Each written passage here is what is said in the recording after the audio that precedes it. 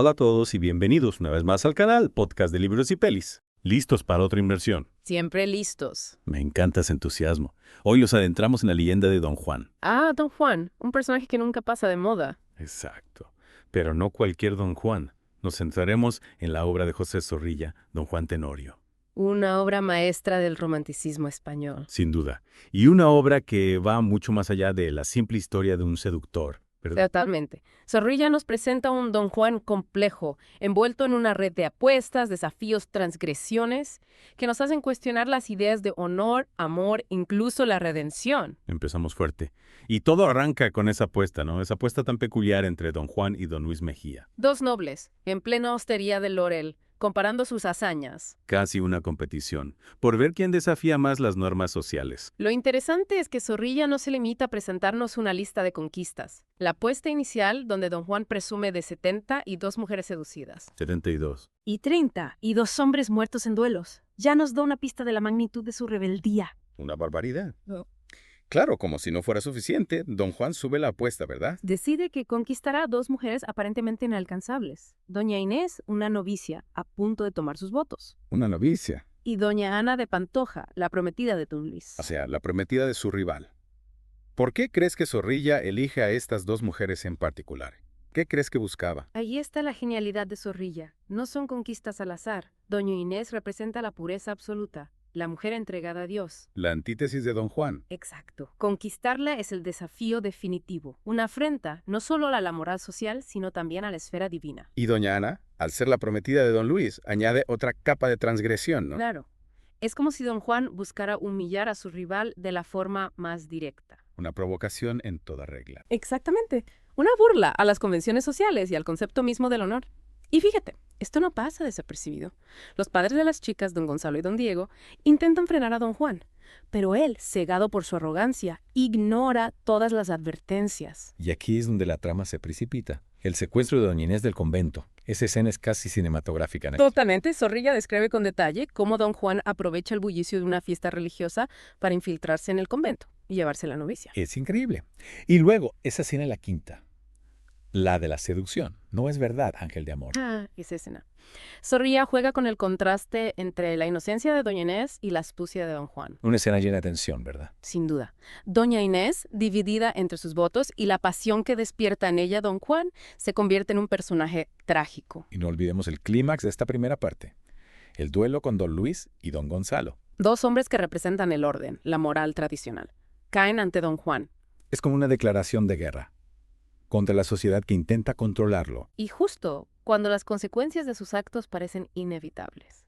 Don Juan huye a Italia. Es como si Zorrilla nos dejara en suspenso, obligándonos a preguntarnos, ¿qué será de este hombre? De este hombre que ha desafiado a todos y todo. Y lo que es más interesante, Zorrilla no nos presenta a un don Juan arrepentido. Huye, sí, pero lo hace sin remordimientos, ¿eh? Con la misma arrogancia que lo ha caracterizado hasta ahora. ¡Qué final tan impactante!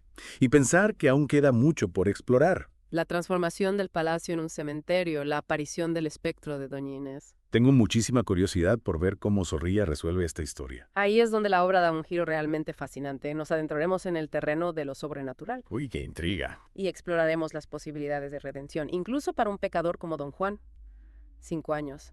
5 años después, don Juan regresa a Sevilla. Y claro, como si el destino quisiera darle una bofetada de realidad. Su antiguo palacio familiar se ha convertido en un cementerio. Imagínate la escena. Don Juan, el hombre que lo tenía todo. Rodeado por las tumbas de aquellos a quienes ha dañado. Es como si Zorrilla nos estuviera diciendo, mira, este es el precio de tus acciones. Ese es el legado que dejas. Exacto, y no es un cementerio cualquiera. ¿Dan? Entre las tumbas están las de don Gonzalo y don Luis, los hombres que mató en aquel duelo. Claro, Y la tumba de doña Inés, esa es la que realmente lo impacta. ahí está. La novicia, incapaz de superar la culpa y el dolor, ha muerto. Es un golpe durísimo para don Juan. Y encima, en medio de todo esto, se parece el espectro de doña Inés. No me digas. Y no para reprocharle, No. sino para revelarle un pacto divino. Ella ha ofrecido su alma a cambio de la salvación de don Juan. Increíble. Fíjate en la ironía.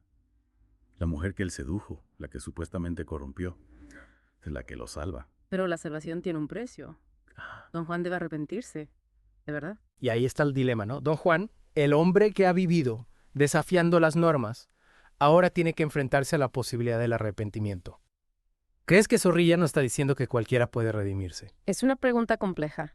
Zorrilla no nos da una respuesta fácil. Lo que sí hace es mostrarnos la lucha interna de don Juan. Esa dualidad. Por un lado está la arrogancia, la negación de sus pecados. Y por otro, la posibilidad de salvación, el amor de doña Inés que trasciende la muerte. Y en medio de todo esto, don Juan decide invitar a cenar a sus amigos, Centellas y Avellaneda. ¿Va a cenar? Sí, y no solo a ellos. En un gesto que parece una broma macabra, también invita a la estatua de don Gonzalo. ¿A la estatua? A la estatua. Eso es ya.